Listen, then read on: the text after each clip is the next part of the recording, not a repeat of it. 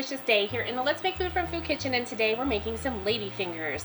I wanted to make some tiramisu, and ladyfingers is one of the ingredients. It's not the only thing you can use them for though. You can dip them in some melted chocolate sauce and let that harden.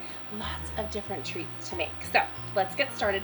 I have a pot here of water that's about to boil, and I brought the level of the water up to just barely touching the bottom of my bowl. And what we do is get that to where it's almost boiling. We're going to combine our eggs and our sugar and salt. Okay.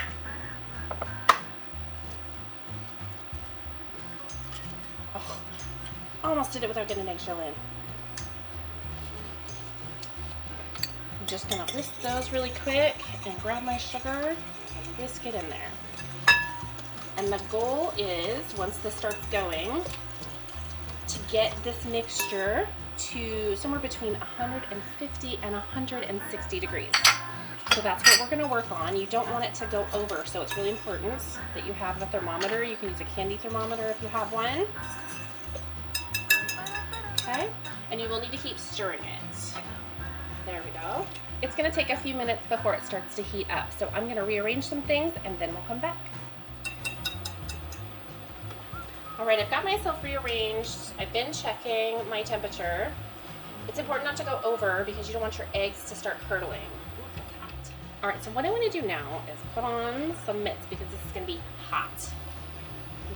Go. Transfer it here. I want to take my 1 tablespoon of vanilla extract and pour it in there. And then I'm just going to whisk that to mix it. And I used the bourbon vanilla extract in this one, right? Yes, bourbon. I had to look at which bottle I grabbed. Okay, mixer. I've had this thing for 20 years, maybe more.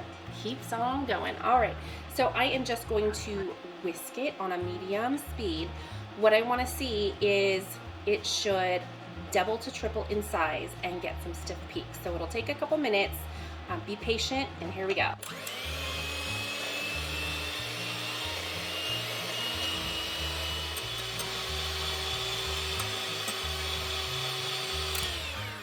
Okay, I have my peaks. It took quite a while, and that's okay. I'm gonna take these off. I'm gonna get this stuff cleaned up, and then we will start folding in our flour.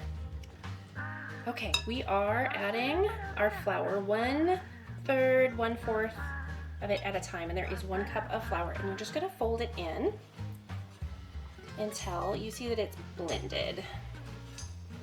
You don't wanna over stir it, over mix it. Okay, and I'm going to keep moving on. I have some Confectioners sugar over here ready to go with a very small sieve so that I can dust them when I'm ready.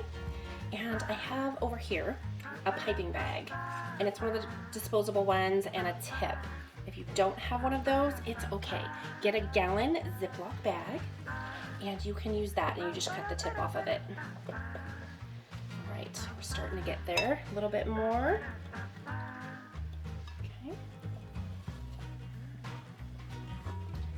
Folding it in. My oven's preheated to 350 degrees.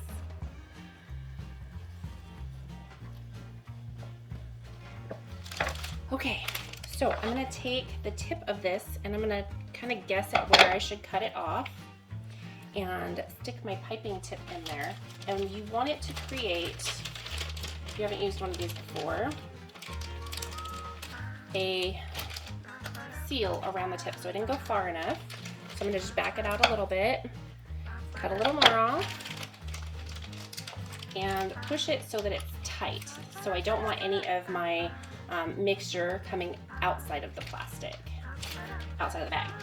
Then you fold over the bag a little bit to create an opening, and you just spoon it, spatula it into your bag. And this will help you get your shape of the ladyfinger, which is why they're called ladyfingers. It's all about the shape. I, however, am flipping some batter onto my table over there, and I'm going off the mark here. I am having a little get together, a soiree, just a small one. Nothing big. Friends, neighbors. I'm going to make them, instead of a big tiramisu, I'm going to take these little china cups, they're the little plastic ones, and I'm gonna make them in here so that one, they're individually served, and two, if they're full from all the other delicious food that I make, they can take it home. So it's kind of a double purpose there. Just a little bit more to fit in here. It's coming out, it's sneaking out of there on me. Okay. That should do for the moment. Okay, now, before too much more squeezes out of there, I want to set this aside. Grab one of my baking sheets. Now you can grease them if you'd like, or you can use the parchment paper. So I'm just going to make little rounds for part of this because I want them to fit in the cup. So you just squeeze, and you don't have to use one of the shaped. You can use just a flat round to make yours. And you just squeeze them out, and these are small because they need to fit in the bottom of that cup, and I will layer a couple of them. As you squeeze, if you've never used one of these, just keep twisting to keep tension on it. Okay? I'm going to do a couple more of the round ones to make sure I have enough for my dishes. And then I'm going to start making some traditional ladyfingers, traditionally shaped. So you just want to go about 1 inch, just like this.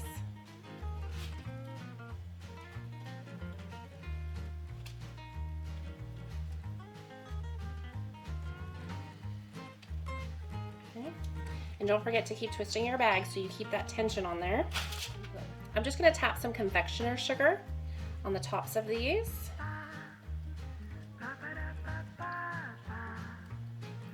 And I will do this to both of my baking sheets. Then they'll bake for 8 to 10 minutes or so. You do not want them to get really dark brown. You just want them to get like a kissed brown. You know, the little golden kissed brown. So keep an eye on them. All right, I'm gonna go do the other sheet. So I'm gonna go a little heavier on the actual lady fingers that aren't going into the tiramisu, in large part because not all of the kids are gonna wanna eat tiramisu, and this right here is a dessert all by itself, especially if you put that little bit of extra powdered sugar on it. So these are ready to go in the oven. Keep a close eye on them towards the end of your baking time. All right, here we are. I'm just going to take these off and put them on my plate.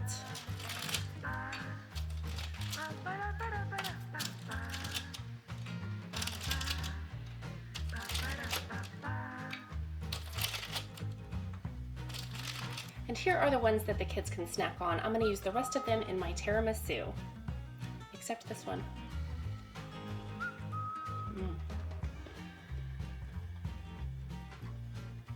So much better than store-bought. What isn't though when you make it for yourself? Thanks for joining me here today in the Let's Make Food from Food kitchen. From my kitchen to yours, let's make food from food. That's one boy.